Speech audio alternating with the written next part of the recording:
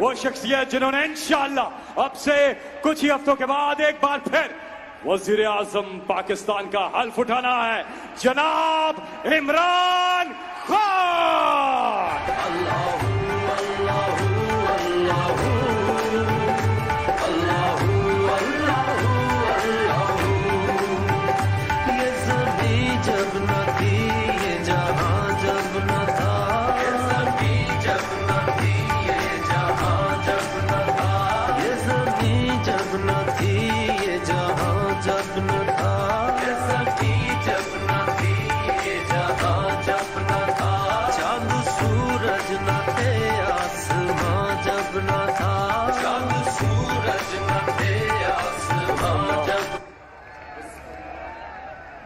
बिस्मिल्लाहिर्रहमानिर्रहीम।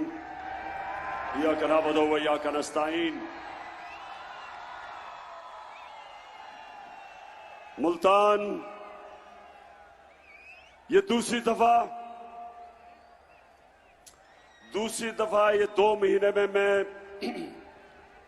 आज इधर आया हूं आपके पास, और मैं फिर से आपका शुक्रिया अदा करता हूं जिस तादाद में आप यहां आए, मुझे इज्जत दी, आपका बहुत बहुत शुक्रिया।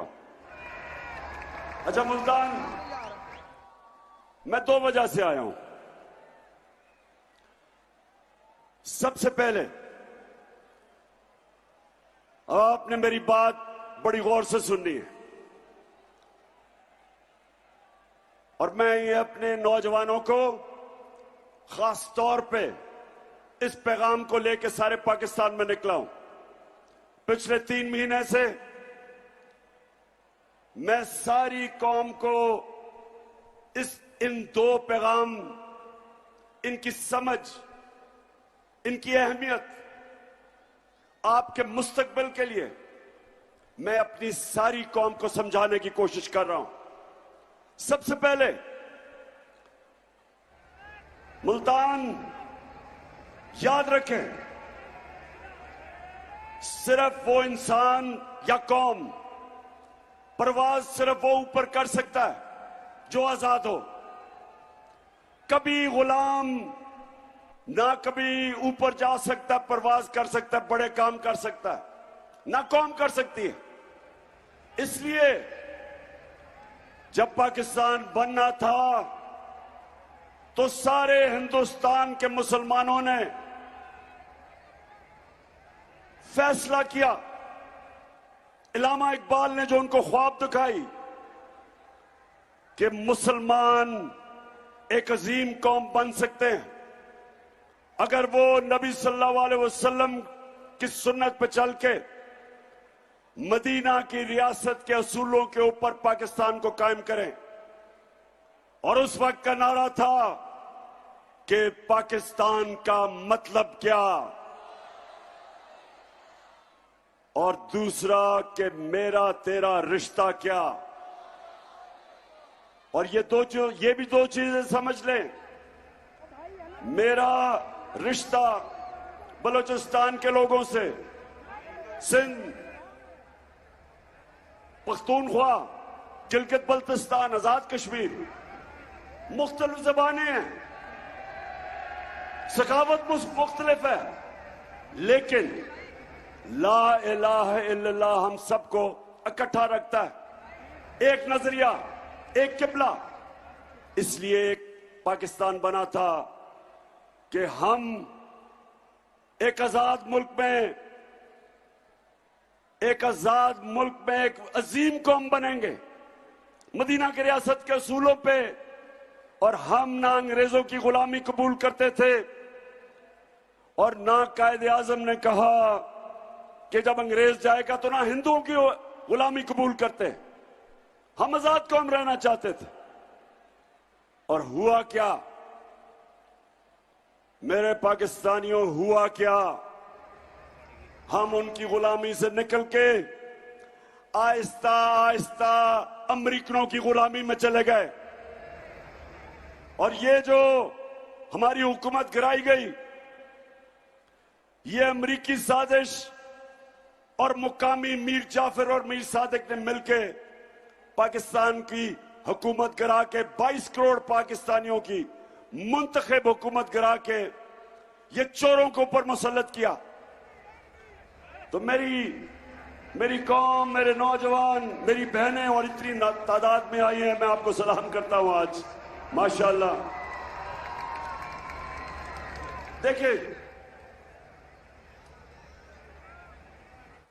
हमें क्यों उन्होंने हुकूमत गिराई? वो पाकिस्तान की क्यादत में ऐसे लोग चाहते थे जो उनकी गुलामी करें। हमारा जो लीडर था कायदे आजम मोहम्मद अली जिन्ना, गुलाम हिंदुस्तान में एक आजाद इंसान था। दुनिया इज्जत करती थी कायदे आजम की खुददारी पे, और वो छोड़ के आज जो हमारे ऊपर लोगों को मुसल्लत किया है, ये जो शहबाज शरीफ इंपोर्टेड प्राइम मिनिस्टर या क्राइम मिनिस्टर, मैं ये चाहता हूं कि सबसे पहले जरा देखें कि मुल्क का वो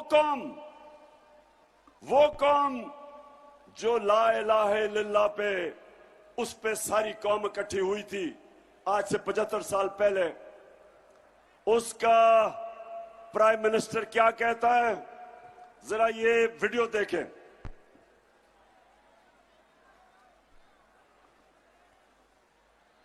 मैं सऊदी अरब से होके आया हूं, मैं यूएई के होके, अभी मैं तुर्की होके आया हूं, और मैंने उन भाइयों को कहा कि आप हमारे बड़े अजीम भाई हैं, हमेशा आपने हमारी मदद की। और मैंने यही कहा, जब मैं आया हूं तो आप समझेंगे शायद ये मांगने आया है। मैं मांगने नहीं आया, लेकिन मजबूरी है। जिस तरह माजी में 75 साल में आपने हमारा हाथ बटाया है, कुछ अर्सा आप हाथ बटा। मैंने कहा मैं वादा करता हूं कि इंशाअल्लाह हम पूरी कौम हम मिलकर दिन रात मेहनत करेंगे, पसीना कराएंगे, अपने पांव पे खड़े होंगे।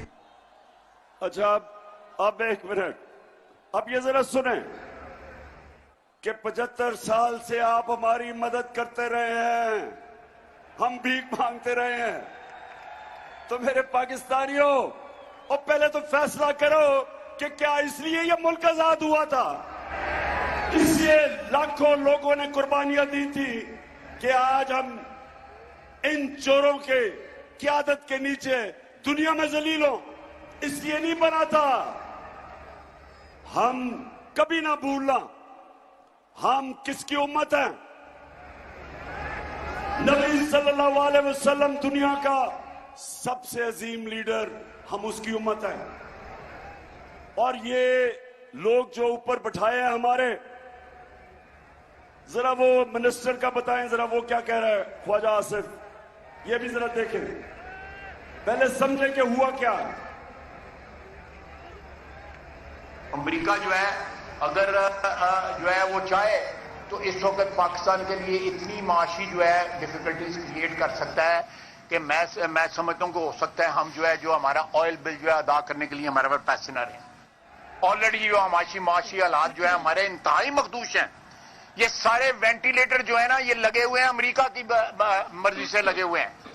अमेरिका चाहे तो ये सारे के सारे जो हमें जो इस वक्त ड्रिप्स लगी हुई हैं या वेंटिलेटर लगे हुए हैं, सारे के सारे ऑफ हो जाते हैं।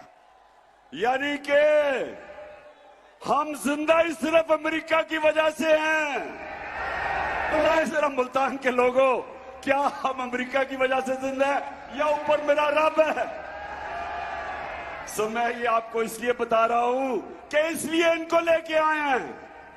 ये हमें इस मुल्क के ऊपर जो बिठाया हुआ है, ये उनके नौकर हैं, उनकी गुलाम हैं। ये नवाज शरीफ और ये जरदारी के दौर में 400 ड्रोन अटैक हुए पाकिस्तान पे।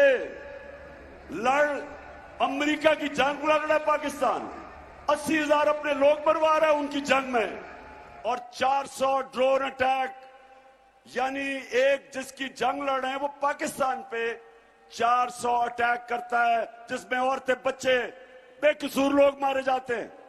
और एक लफ्ज इन दोनों ना जरदारी के मुंह से निकलता है ना नवाज शरीफ के मुंह से निकलता है।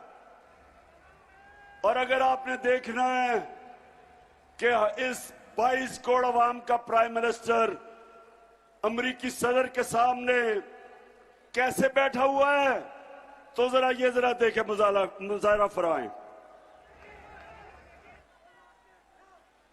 जी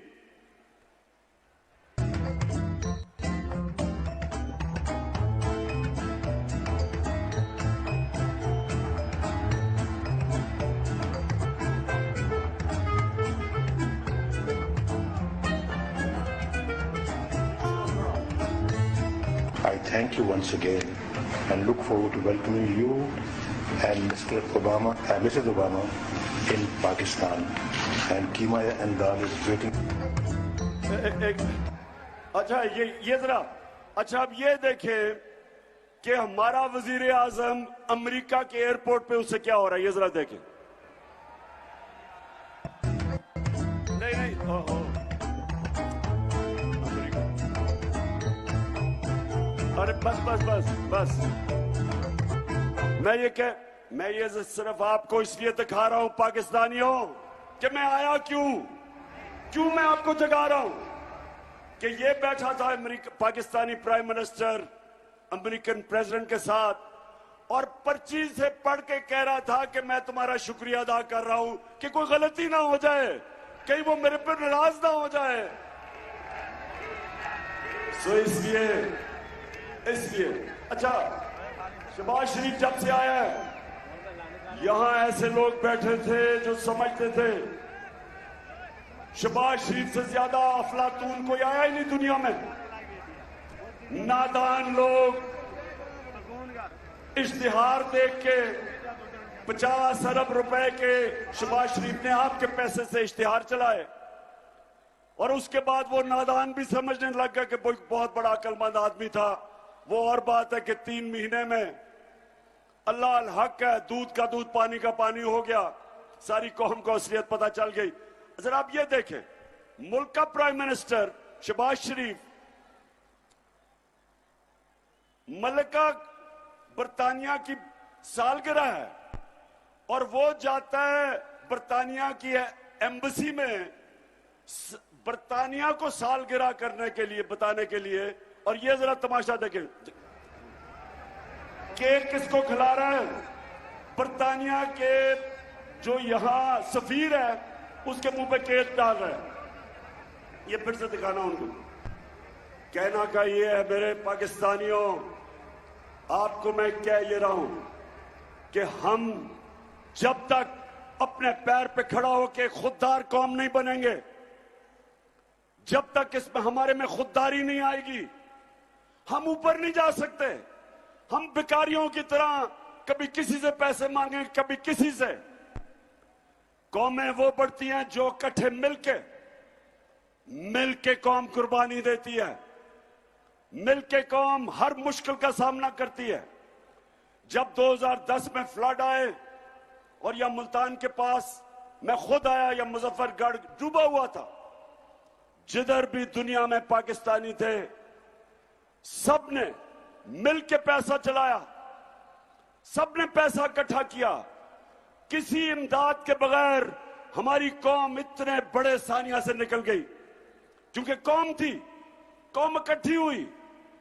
हम 22 करोड़ पाकिस्तानी कुछ भी कर सकते हैं, लेकिन उसके लिए कौम बनना पड़ेगा।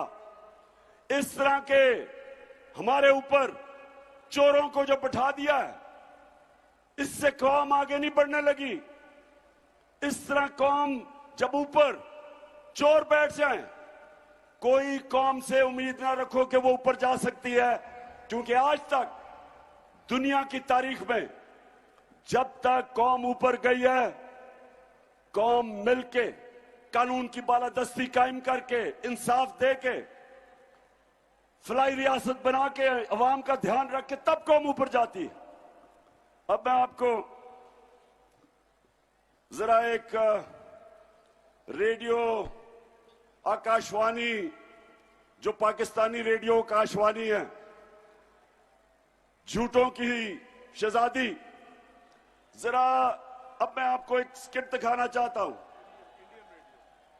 इंडियन रेडियो ये जो आपको फैसल ने बताया था 1965 की जंग में इंडिया का एक ऑल इंडिया रेडियो होता था आकाशवाणी, वो सारा वक्त खबरें दे रहा हो रहा था कि वो लाहौर भी फतह हो गया और पाकिस्तानी फौज हार गई, यानी हर झूठ की खबरें वहां से आती थी।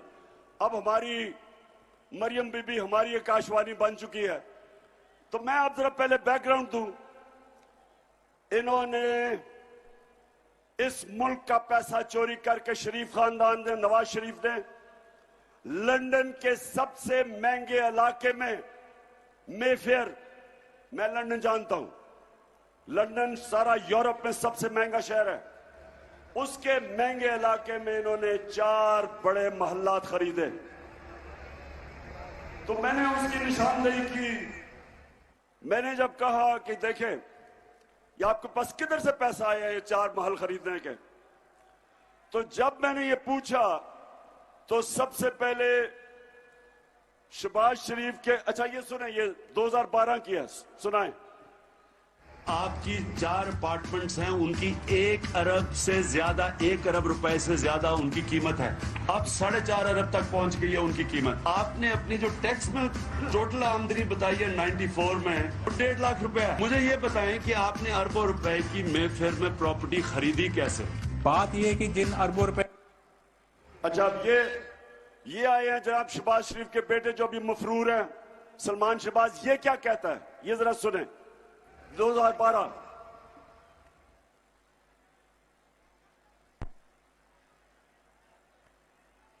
बात यह है कि जिन अरबों रुपए की मेफेयर की प्रॉपर्टीज की ये बात कर रहे हैं, ये तो पहले पता नहीं है। बताएं कौन सी प्रॉपर्टीज है, लाएं, दिखाएं, उसका कोई प्रूफ लाएं। सुन लिया, कहते किधर हैं? अच्छा अब रेडियो आकाशवाणी पाकिस्तान, जरा अब इनको सुने।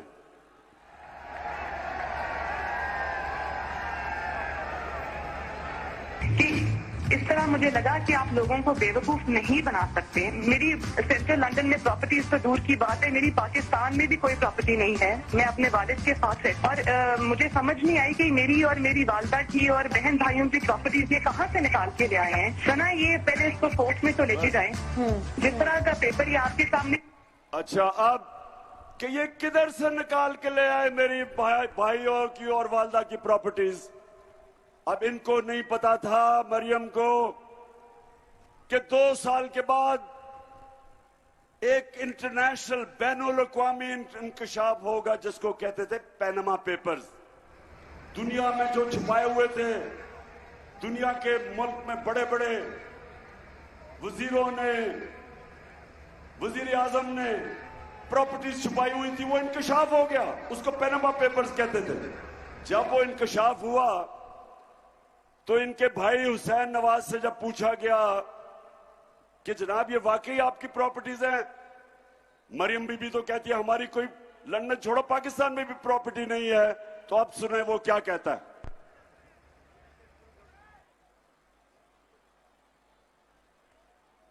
मैं इस बात को तस्लीम करता हूं कि अल्हम्दुलिल्लाह पाक लेन के ऊपर जो अपार्टमेंट्स हैं वो अल्हम्दुलिल्लाह हमारे हैं।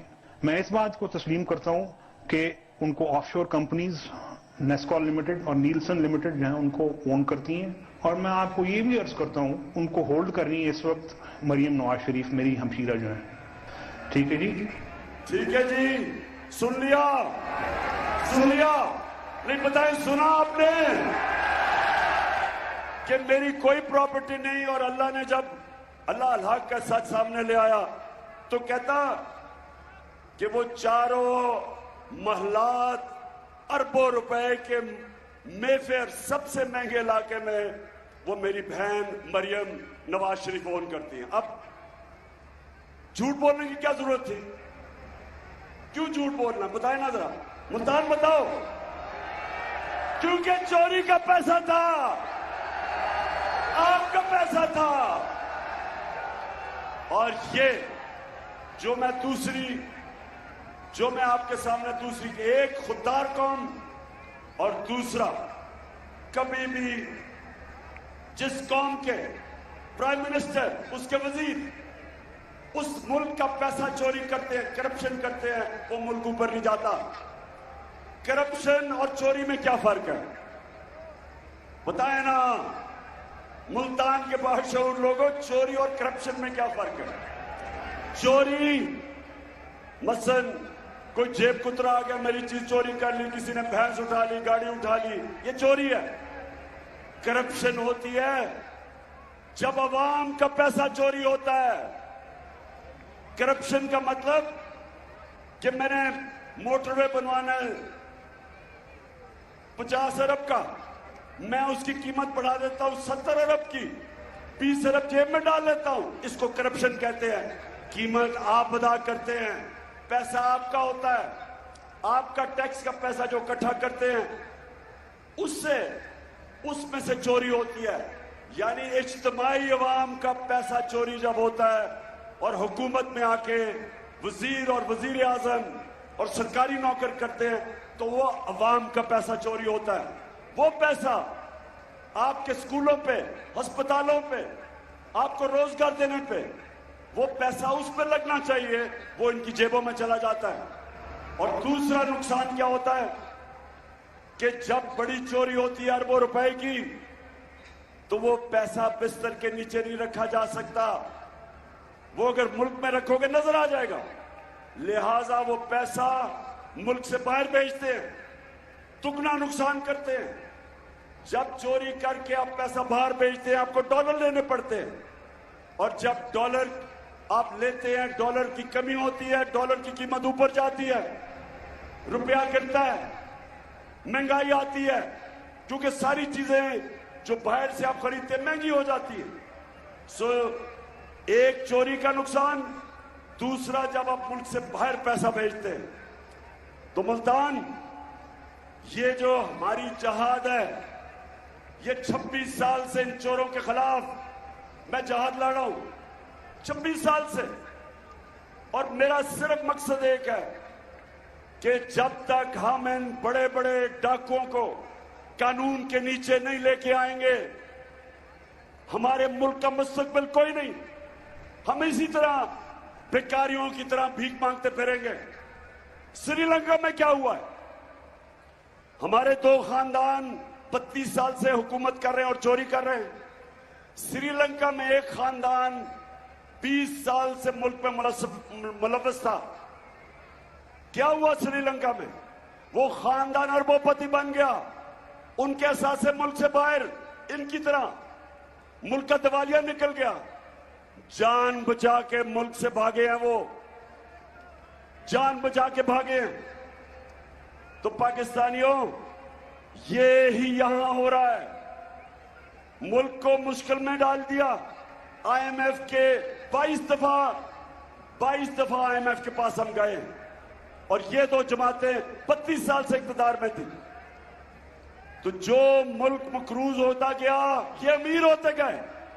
कर्जा आपने देना है।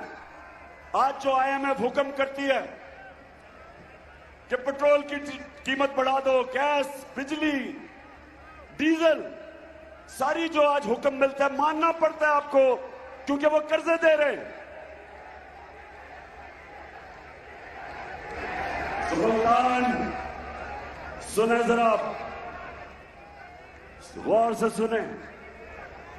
हम जब तक अपने मुल्क में और कौम करप्शन के खिलाफ लड़ती है, याद रखें, इमरान खान अकेला नहीं लड़ सकता।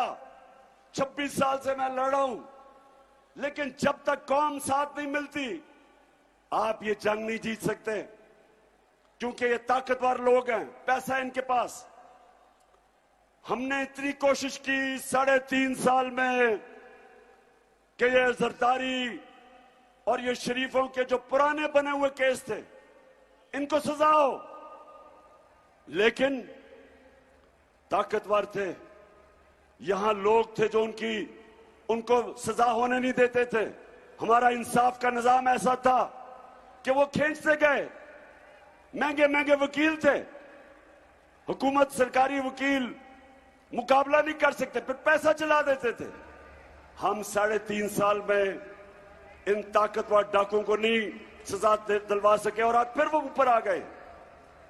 लेकिन ये जो हमारा इलेक्शन आ रहा है इतवार को, ये एक मुल्क के लिए एक फैसला कुन वक्त है। हम सब ने मिलकर इनको शिकस्त देनी है। जब तक कौम नहीं खड़ी होगी आप इनसे आजाद नहीं होंगे। और मैं आखिर में जो दूसरी बात करना चाहता हूं, ये जो सारे 60% जो हमारी कैबिनेट है, वो जमानत पे। ये जो सारे मिलके इस वक्त कोशिश कर रहे हैं कि तहरीक इंसाफ के खिलाफ मुकदमे किए, FIR किए, केसेस करो, ये भी कोशिश कर रहे हैं कि हमें गद्दार साबित किया जाए, और सबसे बुरी कोशिश कर रहे हैं कि किसी तरह तहरीक इंसाफ की फौज से हमारी और फौज की लड़ाई हो। कान खोल के सुन लो, हमारी कभी फौज से लड़ाई नहीं होगी कि ये हमारी फौज है। ये वो लोग हैं जो हमारे मुहाफिज हैं, हमारी इनसे लड़ाई नहीं होगी, हमारी लड़ाई आपसे होगी। और जब तक हम जिंदा हैं हम आपको छोड़ेंगे नहीं। इनकी पूरी कोशिश है, इनकी पूरी कोशिश है, जब ये इक्तदार में नहीं थे कि हमारी फौज को बुरा भला कहा जाए, जब ये पावर में नहीं थे तो जरा सुने कि ये किस तरह की बातें करते थे हमारी फौज एस्टेब्लिशमेंट के खिलाफ। जरा ये सुने।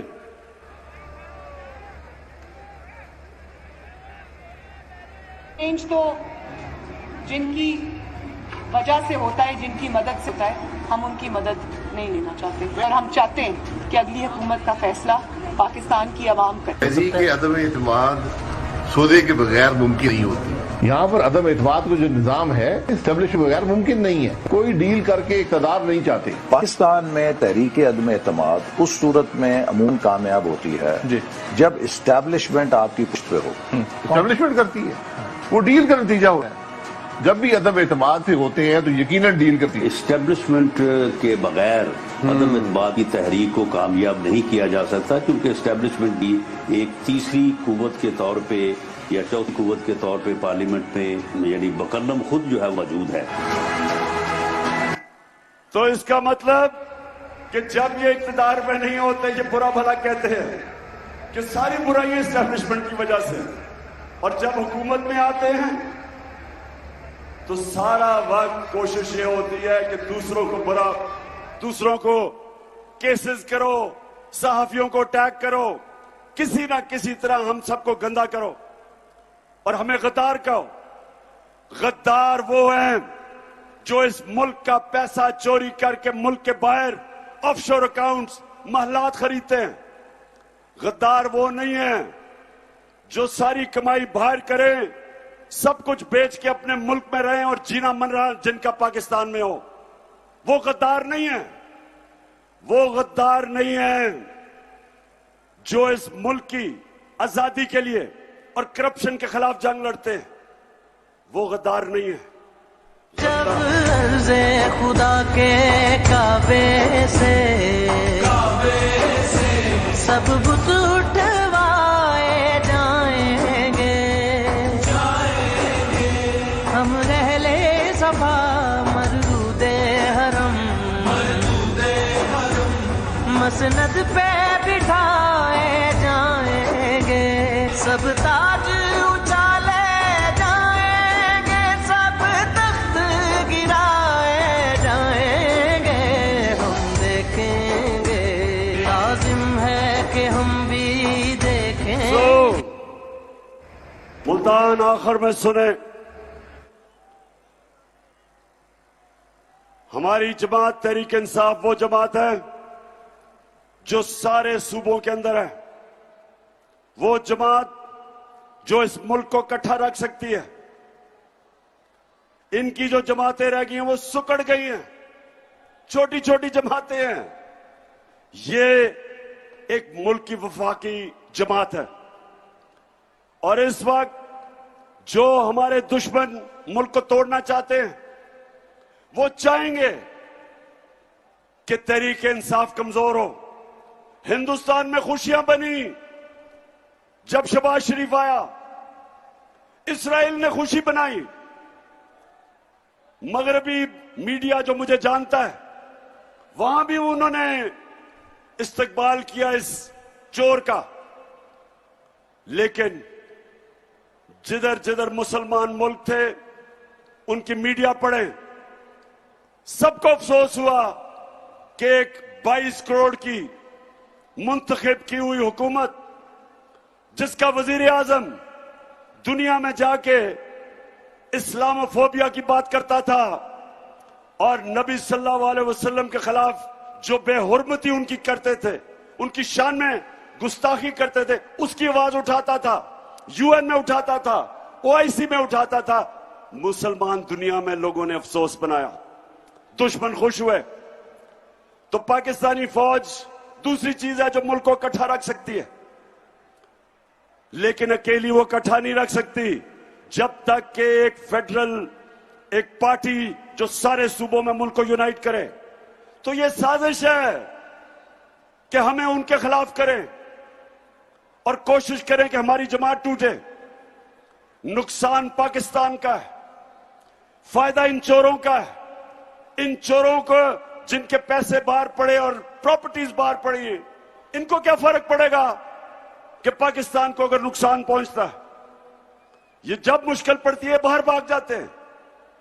हमारा जीना मरना इस मुल्क में है और अब मैं आखिरी दम तक अपने मुल्क के लिए लड़ूंगा। मैं इन सब का मुकाबला करूंगा और आप सब ने मेरे साथ मिलकर इनका मुकाबला करना है। हमने, और मैं ये भी कह दूं कि जिन जिन लोगों ने मुल्क के मिलके गद्दारी की थी, मुल्क से अमरीकी साजिश का हिस्सा बने थे, मीर जाफर और मीर सादिक का रोल प्ले किया था, पाकिस्तान की तारीख कभी इनको माफ नहीं करेगी, ना भूलेगी, ना इन गद्दारों को माफ करेगी जो इस साजिश में शामिल थे। और मैं फिर सुप्रीम कोर्ट को कहता हूं कि सदर आरिफ अलवी ने आपको लेटर लिखा है मुरासले के ऊपर, जो कि पाकिस्तान एम्बेसडर और जो अमरीकी डोनाल्ड लू के बीच में बातचीत थी, सुप्रीम कोर्ट को भेजी है, चीफ जस्टिस को। इन्वेस्टिगेट करें, इसको पता चलवाएं कि क्या रोल था, कितनी बड़ी साजिश, कौन कौन मिला हुआ था, अमेरिकन एम्बेसी का क्या काम था कि पाकिस्तानी सियासतदान, हमारे पार्टी के सियासतदानों को अमेरिकन एम्बेसी में बुला के अदम एतमाद का पूछे। उनका क्या काम था? कौन से दुनिया में एम्बेसी ये काम करती है? पूछे सुप्रीम कोर्ट उनसे। और ये भी पूछे कि डोनाल्ड लू ने जब हमारे एम्बेसडर को कहा था कि अगर तुम इमरान खान को नहीं निकालोगे तो पाकिस्तान को बड़ा मुश्किलों का सामना करना पड़ेगा। सवाल यह है कि वजीर आजम मुल्क का मैं था, फॉरेन ऑफिस मेरे नीचे, एम्बेसडर मेरे नीचे, किसको उसने पैगाम दिया था? किसको पैगाम दिया था कि इमरान खान को निकालो? फॉरेन ऑफिस ने निकालना था, किसने निकालना था? इसलिए चीफ जस्टिस साहब इसकी पूरी तरह तहकीकात करें, इन्वेस्टिगेट करें। 22 करोड़ लोगों का पाकिस्तान, माशाल्लाह एक फौज जो सारी मुसलमान दुनिया में ताकतवर फौज, एटमी हथियार, एक वो मुल्क जो कि स्ट्रेटेजिकली उधर खड़ा है कि जब भी हमने अपने मुल्क को ठीक किया ये उठ जाएगा। तो कौन थे वो लोग जिन्होंने साजिश करके एक मुल्क जो तरक्की कर रहा था 17 साल में, पिछले 2 साल में 17 साल के बाद सबसे ज्यादा तरक्की पाकिस्तान इकोनॉमिक सर्वे के मुताबिक हमारे 2 सालों में हुई थी। Exports record, tax collection record, 4 फसलें रिकॉर्ड, हमारी एक्सपोर्ट्स, टेक्सटाइल की रिकॉर्ड, इंडस्ट्री कितने सालों के बाद तेजी से सनत आगे बढ़ रही थी। हमारी आईटी एक्सपोर्ट्स 75% 2 सालों में बढ़ी थी। तो क्या कौन थे वो गद्दार जिन्होंने हमारी गवर्नमेंट गिरा के ये चोरों के ऊपर मुसल्लत किया? इसलिए आप सबने तैयारी करनी है।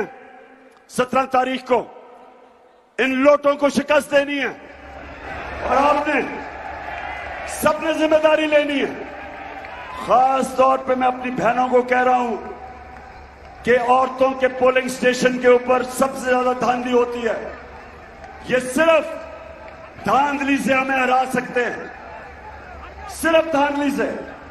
कौम सारी फैसला कर बैठी है, कौम खड़ी है इनके खिलाफ, चोरों के। आपने सबने अपना ये इसको इलेक्शन नहीं समझना, ये जहाद है, हकीकी आजादी की जहाद है, और आप सबने पूरा पूरा जोर लगाना है और इनको शिकस्त देनी है।